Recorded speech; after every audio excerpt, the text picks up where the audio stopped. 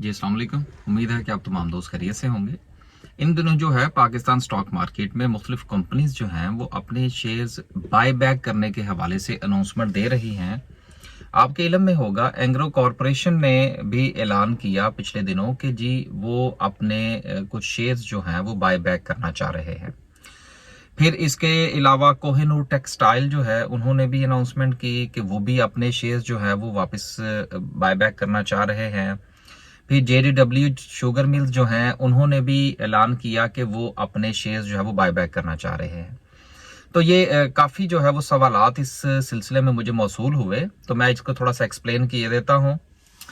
देखिए, शेयर्स की बायबैक जो है इसका मकसद क्या है, इसका फ़ायदा क्या हो सकता है और इसका स्टॉक मार्केट पर इंडिविजुअली उस शेयर के ऊपर जो है वो क्या असर हो सकता है। पहली बात तो ये है कि ये कंपनी का हक है कि वो चूंकि जब उसने वो शेयर्स जो थे वो फ्लोट किए थे तो वो बायबैक भी कर सकती है। ये कानून मौजूद है, कानून जो है वो इस चीज की इजाजत देता है। दूसरी बात ये है कि आया कि ये कंपनी जो है ये बायबैक क्यों करना चाहती है और इसका मुस्बत और मनफी जो पहलू है वो क्या हो सकता है। देखिए, अगर कोई कंपनी ये समझती है कि उसके जो शेयर्स की प्राइस इस वक्त मार्केट में ट्रेड हो रही है वो उसकी फेयर प्राइस नहीं है और उसका जो शेयर है इस वक्त वो उसकी वैल्यू से बहुत कम प्राइस पर जो है वो ट्रेड हो रहा है, तो जाहिर सी बात है सस्ती चीज जो है वो किसको अच्छी नहीं लगती। तो लिहाजा कंपनी जो है वो उसको बाय बैक करना चाह रही, कंपनी जो है वो उसको बाय बैक करने की कोशिश करती है। उसकी वजह यह है कि मुस्बत पहलू इसका यह है कि कंपनी ये समझती है कि आने वाले दिनों में हमारी जो वर्थ है वो बहुत ज्यादा हो जाएगी और हमारी जो प्लानिंग है वो बहुत अच्छी है, हम बहुत ग्रो करने जा रहे हैं फ्यूचर के अंदर। तो लिहाजा हमें इस वक्त जो है वो अपने जो साख है या अपना जो इमेज है उसको बेहतर करने के लिए वो इसको बायबैक कर सकती है और करती है।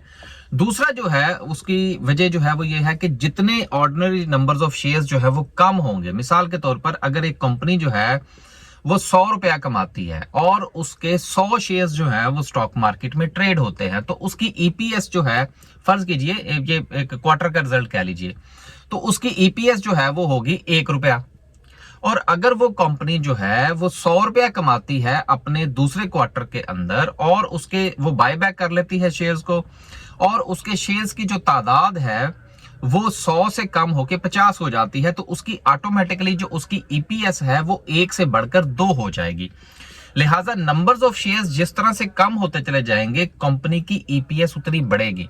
जब ईपीएस बढ़ेगी तो उसका जो इंप्रेशन है मार्केट के अंदर वो बहुत पॉजिटिव हो जाएगा कि यार वो फलां कंपनी है उसकी ईपीएस जी 26 रुपए आ गई, 15 रुपए आ गई, 20 रुपए आ गई, लेकिन आप ये देखिए कि उसके नंबर्स ऑफ शेयर्स कितने हैं, फ्री फ्लोट कितना है उसका।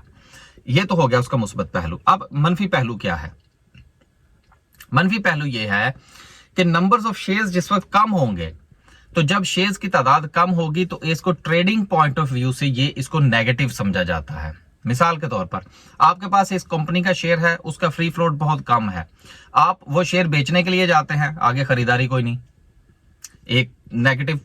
दूसरी चीज, आपके पास जिस कंपनी का शेयर है जब उसका फ्री फ्लोट कम होगा, उसके नंबर्स ऑफ शेयर्स कम होंगे तो उस कंपनी के मखसूस शेयर्स के अंदर जो है वो स्पेकुलेशन हो सकती है, क्योंकि जितने कम हाथों के अंदर शेयर्स होंगे वो अपनी मर्जी से उसको घुमाने की कोशिश कर सकते हैं।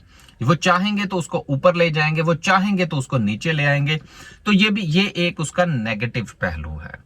तो जब भी आप इस किस्म की कोई खबर देखें और आप उस कंपनी की तरफ लपकने की कोशिश करने से पहले इन दोनों चीजों को जरूर मद्देनजर रखिएगा कि कंपनी अगर अपने शेयर्स बायबैक कर रही है तो उसका मुस्बत और मनफी पहलू जो है वो क्या हो सकता है। इन चीजों को रिकैलकुलेट करके फिर आप उस कंपनी के शेयर्स बाय करें। अगर आप सिर्फ महज इस बुनियाद पर बाय करना चाह रहे हैं कि कंपनी ने अनाउंस किया है कि वो अपने शेयर्स बाय बैक करने जा रही है, तो तस्वीर के दोनों रुख जरूर देखें और उसके बाद डिसाइड करें। अल्लाह हाफिज।